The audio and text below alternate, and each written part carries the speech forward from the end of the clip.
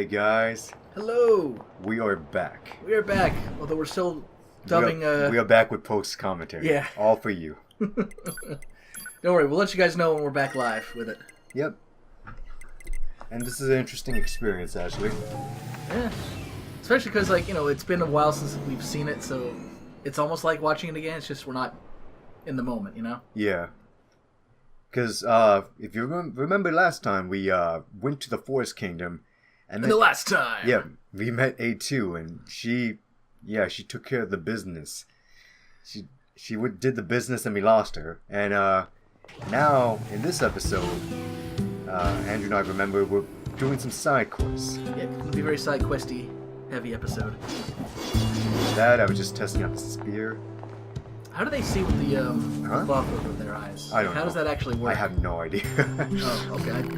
They do call it like a I don't know, what is it, like a combat visor or something? I don't know. But I don't see any technological thing or anything when they take it off. It literally, like, when they take it off too, it literally just looks like a piece of cloth. So it's more just for aesthetic than anything, I bet. Oh well, okay. Yoko Taro is very heavy with Damn, it was like the one thing I was hoping the game would answer, because you said, all the questions you'll have will be answered. Yeah. That was my one question so far. Damn it. I guess I was wrong. But okay, a lot of your other questions will be answered. Completed. Yeah, so this side quest we accepted is she's lost her memory, and the only thing she has We finished it, I think. Oh, never mind. Yeah, we finished it. That's right, we went to all the locations. Yeah. But yeah, she had these photographs of, she's like, these places were important to me, I just don't remember why. Yeah. And I just found out. That these were places she visited with a comrade, I believe, and And the that comrade comrade is- is passed on. Yep. Which is,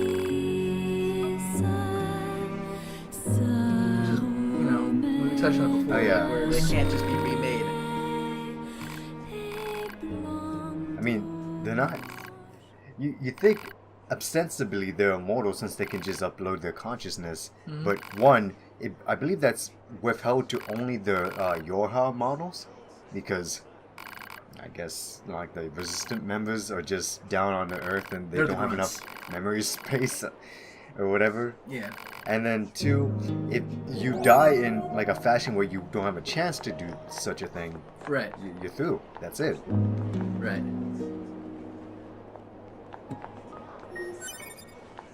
It's also weird that, and maybe as we get further in, maybe we'll see more examples of it, but it's weird that they, even among their own groupings, like 9S is of the S series or Scanner model, yeah. yeah, that they look different even amongst their own groups. Yeah. I mean, if they were really going for hey, this is a war, we don't have time for this and Just that, mass production. they would just be mass production. And in a way they are, because all battle type models look pretty much like in that general mold, and all scanner models look like a little boy. General mold, sure, but it's the fact that that there is variation. there's variations. Yeah.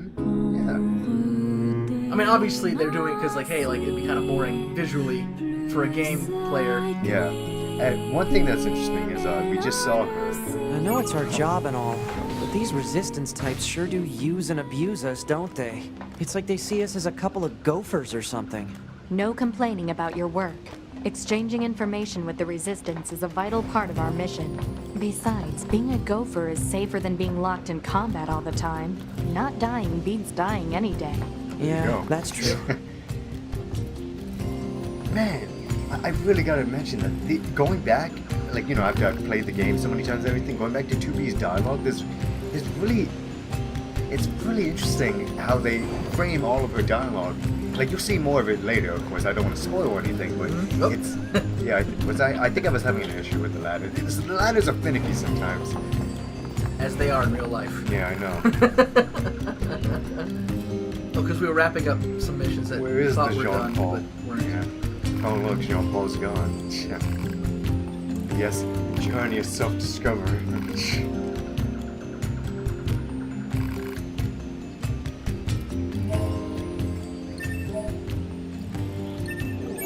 Well, he's nothing if not consistent. A weirdo right to the very end.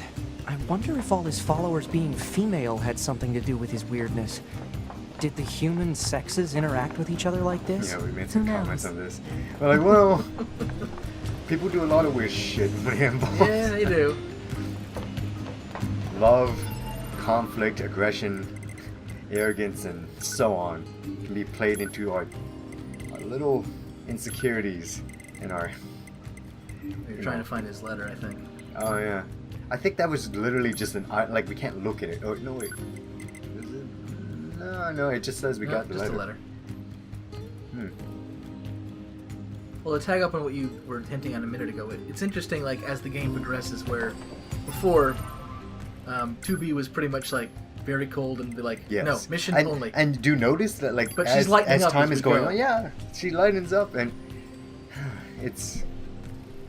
So whether or not she wants to admit it, she too is growing as a character and it's a Yoko Taro finding self, you It's know? a very Yoko Taro thing. Anyone that's played any of the Drakengard series that he's worked on, and any of NieR knows of how he's very good at at staying his hand and like writing a character that initially seems very simplistic, but is revealed through subsequent playthroughs, honestly, and also through the gameplay to be much more complex. Like he's by no means like perfect, but man, is he very good at just writing a story where the scenes work so well together and have multiple faceted meanings. Like, From what I'm getting from how his style is, he's very subtle with it. It's Oh, not, yeah. It's not at all like, Heck, here it is in one go, beat you over the to head give with it, to and give that's that. a bit of an example, not to spoil, well, maybe a little bit of spoiler for Drakengard 3, but all the characters in Drakengard 3, they're intoners. When you first meet them, they are very much like anime stereotypes, like, and that was done on purpose. Like, they are very cookie cutter. Like, there's the sleepy one, there's the one that loves to eat, there's the loud, like, sex loving one or whatever, and at first you're just like, okay, whatever, they're a bunch of tap dancing anime stereotypes, tsundere, kyudere, whatever, and then later on as you play the game you see that there's so much more to these characters, so much more that like it's actually like it's like a splash of cold water in the face when you learn more about them. In fact, that could be described in a lot of characters from Yoko Taro's work, and he always does such a good job. You think at this point, with this many games under his belt and being a fairly well-known video game creator, that like okay, I knew a bit about the Drakengard and the NieR series, and I went into this, and even with those expectations, I was still surprised. I was still taken back by how interesting everything was, the world and these characters, and he very much wanted to focus on existentialism in this game, and like, well, how would entities, like, how would they cope? And it's very much similar to like how I remember playing a Grace mentioned that's why he likes Dark Souls 1 the most still. It's because that one focused on how do these, it's not about the world. Yeah, there's a lot of lore in the world, but it's really not about that. It's about how the characters cope with this world that's one dying, and it's just like, it's basically like on the brink of destruction. Like, how do characters cope with all of this tragedy and just heartbreaking situations around them? Right. Well, I think it's a mark of a good game where or like good writers or good stuff in general, where even if you have a pretty good idea of what you're getting into, you're still like pleasantly surprised, or like you come away like, hey, like that was cool, that was neat, that was unexpected. Yes. Because I mean, for example, like Mario Odyssey, which I haven't played yet. Although I'd like Do you to. have it? No, I don't have Oh, it. you don't have it? I'm hoping to get it for Christmas, but we'll see. No, it's recommended by Will. He's already beat the game. Of course he has. The You thing know, is, but- he said the game isn't that long. It's the after game content that's long. Yeah, he like, said it's like more than 500 moons. yeah. He's like, it's more than double of what. But you know, like playing Mario games, you know what to expect. Yeah. And like having seen some of the stuff already, it's like, okay, I know exactly what I'm getting into. Oh yeah. I'm not going to be that surprised by Yeah. when I actually start playing it. I mean, it's still going to be fun. Don't get me I wrong. can't say I've ever been surprised in Mario storyline. It's always been fun. It's not there to be surprising. It's there. Well, no, I It's, mean, and it's almost like it's like the same move Disney sets with their animated films. It's just like that model, you know, of like you know. well, actually, I learned a thing about how Nintendo do stuff. Where oh wait, we need to do this one first. Let's pay attention to this first because this ended up being a Yeah, this is the guy that was in that little rooftop building, yes. and he asked for some illegal Yorha chips, and we're like, we shouldn't do this, but I was just like, you know what, whatever. Because He seems like a good my guy. initial playthrough, I said nah, and then my second playthrough, I said yeah, and then I got this, And and then, I was 9S, and I was like, excuse me, sir? I mean, all in all, this was very sad. It is sad, but it was also creepy Yeah, it was creepy. It was sad. because he stole a body. He did many things that are morally reprehensible, I guess. It's very Even the much in a music's gray like, area. Well, yeah. If at the very least it's against your laws or whatever they have, their rules. Yeah. And this thing's just saying please, and you're like, oh god, this is.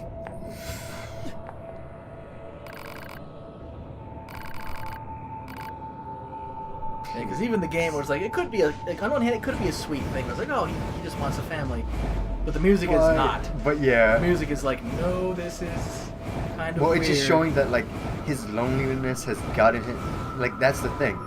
His loneliness has driven him to do something very delusional and like disturbing. Yeah, it's almost like that one serial killer who exhumed bodies and put them back together. Yeah. Oh, Which one was he? I It wasn't don't. Gacy, I it don't. was, No. it was Geen.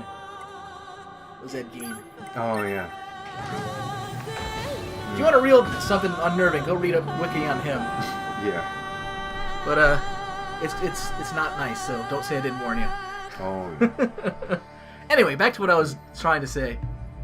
What I learned from watching a Did You Know Gaming episode Yep. was that the way to pitch things to Nintendo is not story. Yeah. They don't give a damn about that. Oh yeah. The thing they care about is gameplay. That's the thing they push for first. Like that's the only And reason they'll push for. I games always will like tell everyone it's something that I always think Nintendo does best. It's like they at least try new things. It's like I never had so much fun with like a third-person shooter than with Splatoon. It was just like something so weird and different. It's just like it's refreshing. It's like they're always trying And really, to like Splatoon mix is a things game up. only Nintendo could have made. Oh yeah. Because they're like, okay, because they say like, all right, FPSs are popular, but we don't really want to do that because everyone's done it. And Yeah, like if we do an FPS, like the how most can we people, make it different? The most people have done with the formula is tweaked it here and there, whatever, right? Added an additional mechanic, and so on. So my idea for a Mario game wouldn't fly with them, other than like, hey, Did you mention it the before Luigi on our sections channel? you go left. Oh yeah, you did mention that. Yeah. Who knows? They're becoming a bit more lax, like with the Mario and Rabbids thing. Yeah, Who would have seen that coming? Huh? so that's an innovative gameplay for them. Like they've never done that with Mario. I'm They surrounded. had Mario RPGs, Yeah. but never with Which guns. have gone down to the gutter. I'm still hankering for a good RPG. I'm still. I miss turn-based battling. I miss Paper Mario. Why do they have to like seem like oh, we gotta attach it to Mario and Luigi? Like I'm not hating on Mario and Luigi, but like in my opinion, it's definitely the weaker of the two Mario RPGs that are currently still somewhat alive. Like I thought Paper Mario had way more personality, but then its later direction was honestly kind of. They were experimenting and trying different things, but I thought that those were a bit half-baked ideas. Well, that's I still was the thing. If they didn't want to do the same old. That's why in every Paper Mario, they had to do different gameplay mechanics. Yeah. 'Cause that's what they're for. That's what they're about. For good or bad, like that's their thing. Yep. And then they just just lumped it together with Mario and Luigi Saga. And I get that, because Mario and Luigi Saga was more, oh god, I got knocked off my moose. I mean, when you think about it, like, especially like when you think of like Zelda and Mario, two different genres, even though they make variation of the same game, they never make exactly the same game twice. Yeah. There's always something different about it to set it apart. I don't know why we're talking Nintendo when we're not on the NieR game. It's not, well, okay, yeah, it is. I was gonna say it's not, like, outside the realm of possibility to put a Mario hat on 2B, but I was thinking of Bayonetta on the Wii U or whatever. Yeah. You know, she could wear the Mario stuff, and it was great. I was like, but that makes sense, because it got ported over to the Nintendo system. Right. Yeah, NieR wouldn't be like a thing you'd see on the Nintendo lineup. True. Even third party.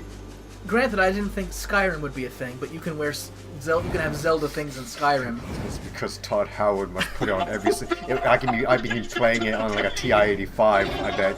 I bet it's released. Yeah, you know, I mean, as much as I enjoyed Skyrim, I don't know if having it portable would be the thing to get me by it again. Yeah. Like, unless not only is like, hey, it's portable and we fixed a lot of bugs. Then I might be like, you know, They're gonna fix it. Bugs. maybe. They know that people don't even care that the bugs are there. I know. I mean, they care, but at the same time, it's almost like not an expectation, but like something that's like become Expected.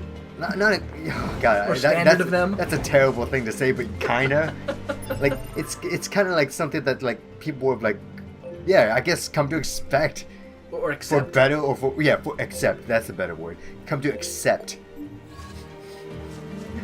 Even no matter how hard we've been abused, we accept it. We're like, well, it could be worse. I mean, I've left our know this blood-soaked isn't the greatest argument. I'm not saying blood I'm not running down our excusing forehead, few broken, missing teeth. We're just like, it could be worse. this. Yeah. I'm not excusing him for it, but like they do make massively gigantic games. So. Yeah, which is it's very hard to keep these bugs free. So on that front, I can give them a little leeway, but I've seen other companies do big games, and God, even when I do a perfect dodge in the first hit of the spear, they track and they hit me with the fourth or fifth hit. You. Yeah, because the multi-hit, man, it's so strong. Oh God, not this guy.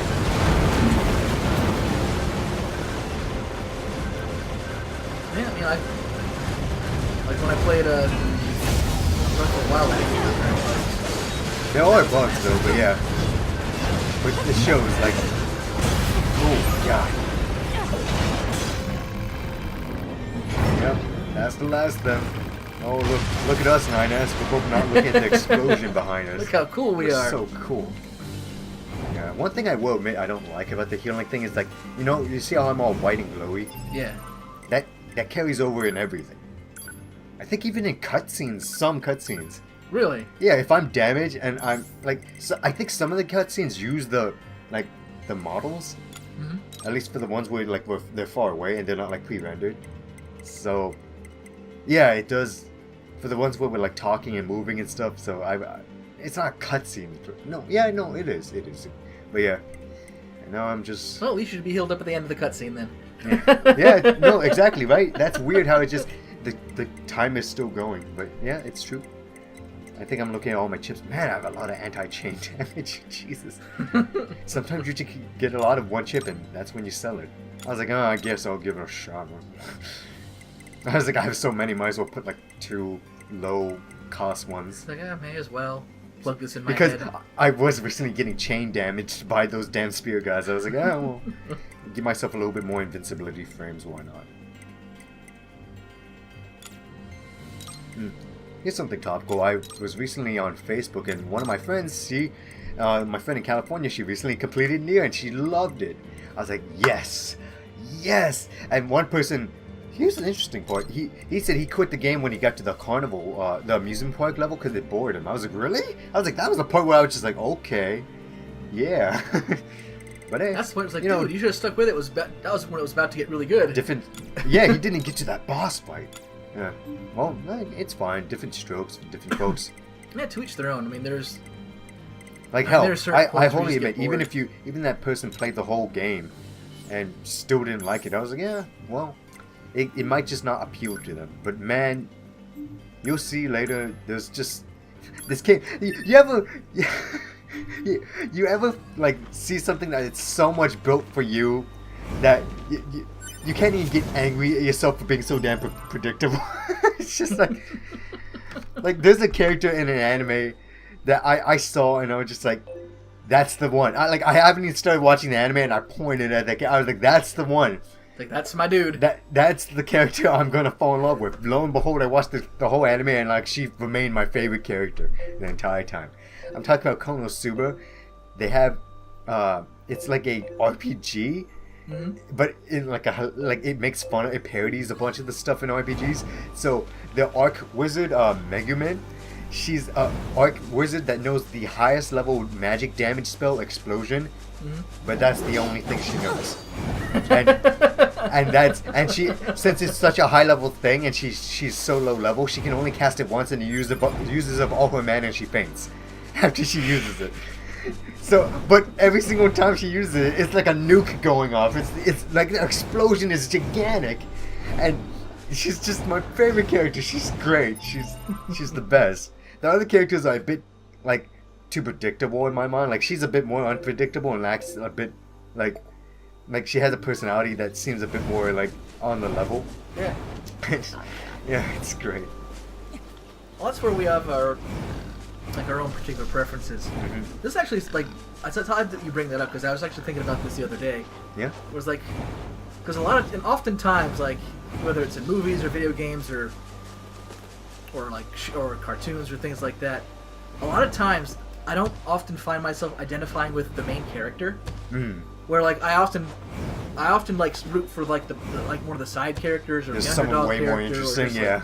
And it's not so much like it's I feel sorry for them or like because they're not getting enough like how people love Luigi, like they think Luigi's always getting shafted by Nintendo, so we should love him. Yeah.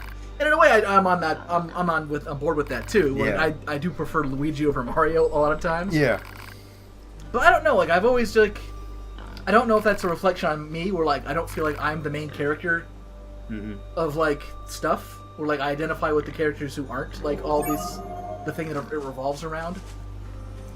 Like I don't.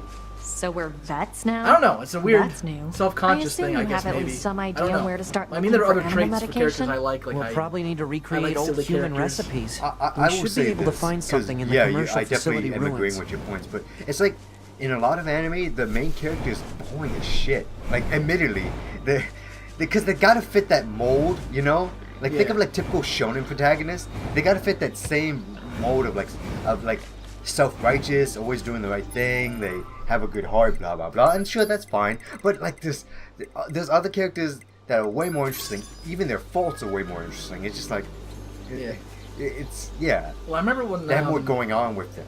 when I was attempting to watch Yu Yu Hakusho on Toonami. Oh yeah, Yu Yu Hakusho. I couldn't quite get into whatever his Yusuke Urameshi? Yeah, I couldn't quite get behind him. It's like I get he's the main character and he eventually gets the whole spirit gun. Pew! Yeah, pew pew.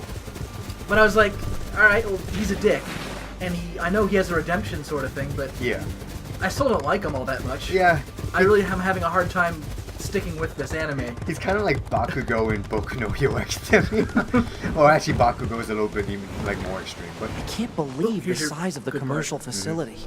yeah. So People of the old we were world must talking have over led it, guys, pretty but good we accepted lives. the whole. I bet it was help fun to these sick shop back animal when you quest, had but so we're many also doing a choices. different quest right We here. don't need such things. Don't be Actually, so no, we sure don't. We're about doing the that. same one. Once we eradicate the machine life forms, us soldiers won't have anything left to do.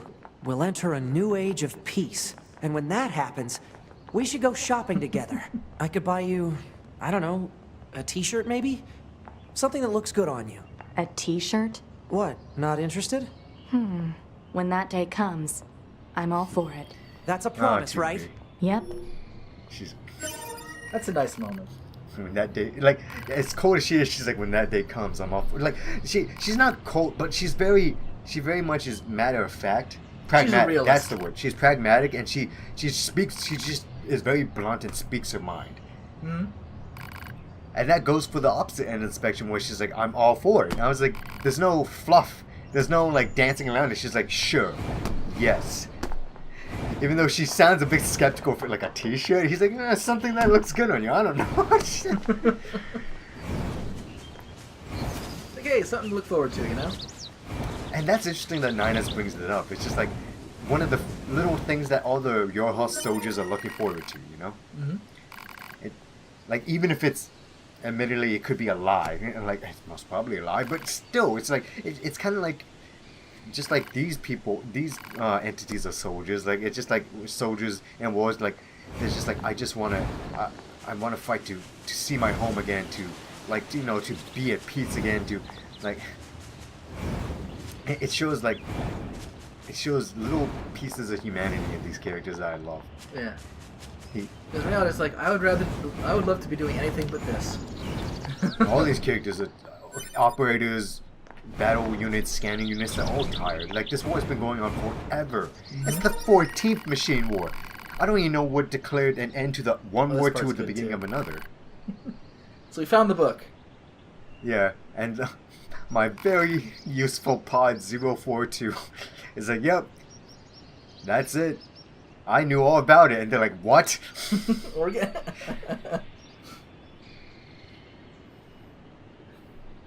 He's just rattling it all off, and like, they're like, wait a minute. We haven't even opened the book. Or whatever it is, you know? It's like, oh, I got that. You didn't ask. What are you, like one of those like super specific genies, pod 042? Like that, the genie who was in, Fairly Odd Parents. I was thinking that too, actually. Where Like, all your wishes are literal. So, make your last wish count. I wish for a lawyer. He's like, oh. He just, like, any lawyer would do. even a bad one has to pass the bar, right? So, just like, he's like, darn it. He's just like, he has like a big long contract. The lawyer made sure to fill in any loopholes. Yeah, got me. Man, that show had its moments. That's actually really smart. For like a modern day getting a genie that's like that, wouldn't someone like one of us would be like, I better make sure I don't screw up on this. I wish for a lawyer. Yeah. Or I hire a lawyer, whatever.